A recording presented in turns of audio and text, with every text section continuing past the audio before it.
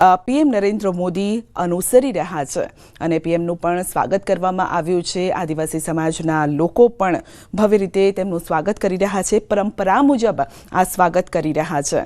તો આજે આદિવાસીઓમાં પણ અનેરો ઉત્સાહ પણ જોવા મળી રહ્યો છે। તો आप જોઈ શકો છો કે ભલે દિલ્હી થી તેઓ આવ્યા હોય, બિહારમાં જીત થઈ હોય, પરંતુ ગુજરાતમાં પણ અનેરો उत्साह અહીંયા જોવા મળી રહ્યો છે। રોડ શોમાં પણ આપણે જોયું કે મોટી સંખ્યામાં ત્યાં લોકો ઉપસ્થિત રહ્યા છે અને ત્યારે એક દિવસીય વડાપ્રધાન નરેન્દ્ર મોદીનો આ પ્રવાસ છે અને આ પ્રવાસ અતિ મહત્વનો છે। આદિવાસીઓ સાથેનું જોડાણ ધરાવે છે। દેવમોગરામાં તેઓએ દર્શન કર્યા હતા, મંદિરમાં પીએમ મોદીએ પૂજા પણ કરી હતી અને નર્મદા જિલ્લાની મુલાકાતે, નર્મદા જિલ્લો આમ જોવા જઈએ તો આદિવાસી આખો વિસ્તાર છે મોટાભાગનો અને જંગલ વિસ્તાર છે અને જંગલના ઘણા પ્રશ્નો પણ હોય છે અને તેને ઉકેલવાના તેઓ જ્યારે મુખ્યમંત્રી હતા તે સમયે પણ પ્રયત્નો કર્યા છે। આ સાથે જ વડાપ્રધાન બન્યા બાદ પણ તેઓએ આદિવાસીઓની चिंता કરી છે અને અત્યારે હવે એવા વિસ્તારમાં પહોંચવું, એક નાનો વિસ્તાર છે ડેડિયાપાડા, પરંતુ એ વિસ્તારમાં પહોંચવું, લોકો સાથે વાતચીત કરવી અને લોકો પણ તેમને પોતાના વ્યક્તિ તરીકે આવકારવું, આ સૌથી મહત્વની આજે વાત થઈ જાય। તો દેવમોગરામાં મંદિરમાં તેઓ દર્શન કર્યા અને તે સમયના આ બે દ્રશ્યો અમે આપને બતાવી રહ્યા છે। બંને દ્રશ્યોમાં એકમાં મંદિરના દ્રશ્યો છે અને બીજી તરફ તેઓ આરતી પણ ઉતારી હતી। બીજી તરફ આદિવાસીઓ તેમના રીત રિવાજ મુજબ વાજિંત્રો સાથે તેઓ તેમનું સ્વાગત કરી રહ્યા છે। તેનો અવાજ પણ આપણે સંભળાવીશું। જો એ અવાજ આપણે સંભળાવી શકીએ તો કે કેવા વાજિંત્રો હોય છે, કેવા સૂર ત્યાં રેલાઈ રહ્યા છે।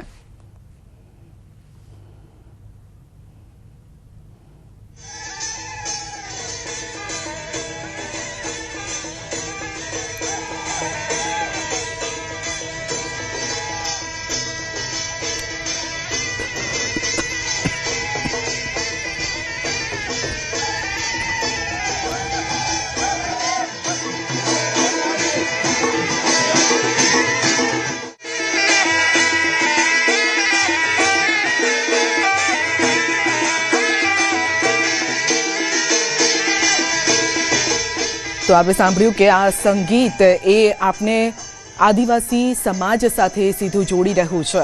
આ નૃત્ય એ લોકોની પરંપરા સાથે આપને જોડી રહ્યું છે અને આ લોકોનો જે પહેરવેશ છે એ આપને બતાવી રહ્યો છે કે હજુ પણ તેઓ પ્રકૃતિ સાથે જોડાયેલા છે, હજુ પણ કુદરત સાથે જોડાયેલા લોકો છે અને એ કુદરત સાથે જોડાયેલા લોકો સાથે મળવું પણ એક લાહવો હોય છે અને એ જ લાહવો આજે લોકો પણ લઈ રહ્યા છે અને પીએમ નરેન્દ્ર મોદી પણ તેમને મળીને ઉત્સાહ તેમનામાં પણ જોવા મળી રહ્યો છે। કારણ કે આ ડબલ ઉત્સાહ મેં પહેલાં જ કહ્યું એ પ્રમાણે કે બિહારનો સૌથી મોટો આ જંગ જીત્યા બાદ ગુજરાતનો આ પ્રવાસ છે એટલે આ જે પ્રવાસ છે તેની ખુશી પણ બેવડાઈ ગઈ છે અને તે નિમિત્તે જ જ્યારે પણ પીએમ નરેન્દ્ર મોદીનો પ્રવાસ હોય છે ગુજરાતનો ત્યારે તેઓ કંઈક ને કંઈક ભેટ આપીને જતા હોય છે, લોકો સાથે વાતચીત કરતા હોય છે, લોકોની સમસ્યાઓ હલ કરવાના તમામ પ્રયત્નો કરતા હોય છે અને આ વખતે પણ એવું જ છે।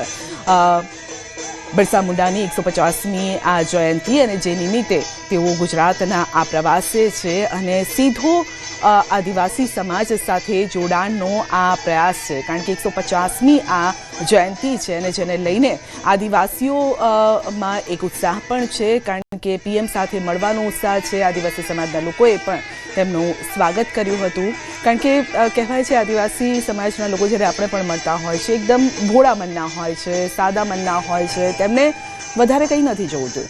તેઓના પ્રશ્નો જે છે જળ, જંગલ, જમીનના પ્રશ્નો હોય છે અને બસ એ જ પ્રશ્નો તેમના ઉકેલાય તે જ તેમનો હેતુ હોય છે અને અહીંયાથી પણ હવે પીએમ નરેન્દ્ર મોદી જ્યારે ગુજરાતમાં આવ્યા છે ભગવાન બિરસા મુંડાની 150મી જન્મ જયંતિ નિમિત્તે જ્યારે તેઓ ડેડિયાપાડામાં પહોંચ્યા છે ત્યારે એક મોટો મેસેજ અહીંયા એ પણ જઈ રહ્યો છે કે તેઓ આ સમાજ સાથે છે, પ્રકૃતિ સાથે જોડાયેલા લોકો સાથે તેઓ છે અને માટે જ તેઓનો આ પ્રવાસ અતિ મહત્વનો થઈ જાય છે।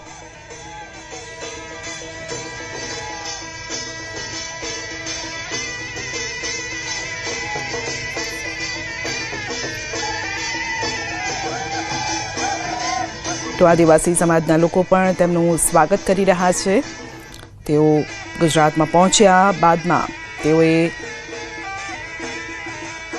હમણાં આપણે રોડ શોના પણ દ્રશ્યો જોયા હતા અને રોડ શો પહેલાં કદાચ આજે મંદિરમાં પૂજા અર્ચનાના દ્રશ્યો છે રોડ શો પહેલાંના હોઈ શકે છે, કારણ કે આદિવાસીઓ માટે ભગવાન બિરસા મુંડા એ અતિ મહત્વ સ્થાન ધરાવે છે, પોતાના હૃદયમાં સ્થાન ધરાવે છે. અને જ્યારે એમની 150મી જન્મજયંતિ હોય ને ત્યારે પ્રધાનમંત્રીનો, કારણ કે ગુજરાતના તે પનોતા પુત્ર છે અને ત્યારે તેમનું અહીંયા આવવું એક અતિ મહત્વનું આ સમાજ માટે પણ થઈ જાય છે. અને સમાજ એવું વિચારી રહ્યું છે, જ્યારે અમે પણ લોકો સાથે વાતચીત કરી હતી ત્યારે લોકો પણ એ જ કહે છે કે અમારામાં ઉત્સાહ છે, અમારા વિશે વિચારે છે પ્રધાનમંત્રી મોદી, એ જ અમારા માટે બહુ મોટી વાત છે.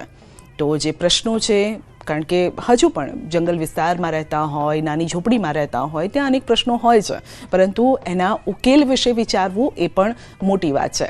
તો દેવ મોગરામાં તેઓએ મંદિરમાં દર્શન કર્યા હતા, મંદિરમાં પૂજા અર્ચના કરી હતી ને અન્ન ચઢાવ્યું હતું. જે અન્ન વિશે કહેવામાં આવે છે કે જ્યારે પણ આદિવાસીઓ ખેતરમાં જે અન્ન પાકતું હોય તે અન્ન લઈને તેઓ માતાજીના મંદિરે અથવા તો જે પણ ઈષ્ટદેવને તેઓ માનતા હોય એ મંદિરે જતા હોય છે અને પૂજા અર્ચના કરતા હોય છે. તો આ અંગે વધુ અપડેટ પણ મેળવીશું. દીપક આપણી સાથે મારા સહયોગી જોડાઈ ગયા છે. જી દીપક, આજનો કાર્યક્રમ પીએમ નરેન્દ્ર મોદીનો કઈ રીતે છે? પહેલા દેવ મોગરામાં દર્શન કર્યા છે, ત્યારબાદ રોડ શો અને હવે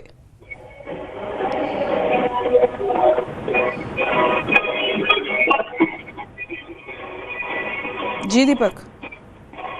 જી બિલકુલ, ખાસ વાત કરીએ સંધ્યા તો જે આજે જે વતનમાં મોદી આવી રહ્યા છે, ખાસ કહી શકાય કે જે ભગવાન બિરસા મુંડાની 150મી જન્મ જયંતિની ઉજવણી થઈ રહી છે, ત્યારે આ ઉજવણીમાં ખાસ જે રોડ શો કરવાના છે.